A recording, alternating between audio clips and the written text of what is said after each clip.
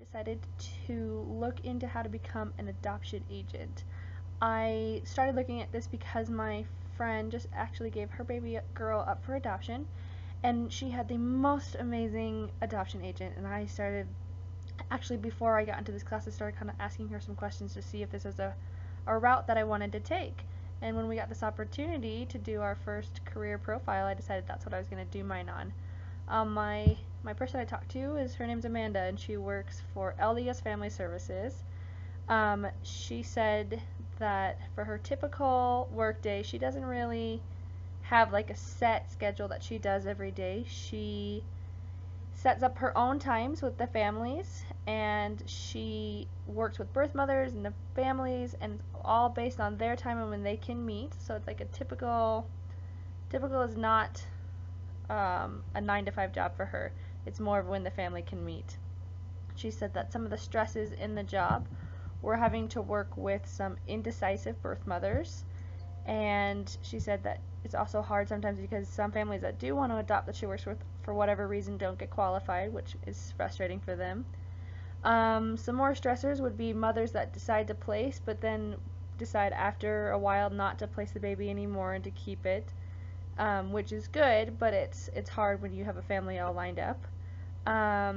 She also has mothers that don't want to follow procedure.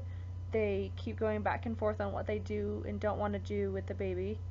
And she said that she gets a lot of bossy families telling her how to do her job. So those are some of her stressors in the job. As for benefits, Amanda, the girl I talked to, does not work full time for them because she is a stay-at-home mom also. So she said she doesn't qualify for the benefits, but she knows that many people in the company do have some awesome benefits. It just decides what route you want to go. Her common job tasks, she said, was first of all was to talk with birth mothers and make sure that they're making the right choice, that this is really what they want to do to place the baby within a family. And then she helps set up the meetings between the birth mother and the families. And she does the arranging and the agreement for both and does everything, like decides like if the mom wants alone time with the baby after the baby is born. Does the mom want to feed the baby after she's born, or does the mom not want to have any contact with the baby? Is it going to be open adoption or closed adoption? So these are all decisions that she goes through with the birth mom. And then she also arranges the time of when, after the baby is born, of when that baby will be placed with the new family. And then what she does is she also does a lot of counseling with the birth mother before she gives the baby up and after. So those are like her common job tasks. She says her education is she has a bachelor's degree, but she suggests that getting a master's can be very helpful. It's not required, but she's considering going back to get hers.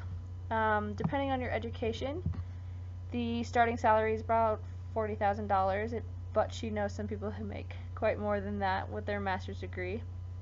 And some suggestions that she said is to do some internships and make sure that working in adoption is really what you want to do, and then decide if that's the right thing for you. And that's what I learned about becoming an adoption agent.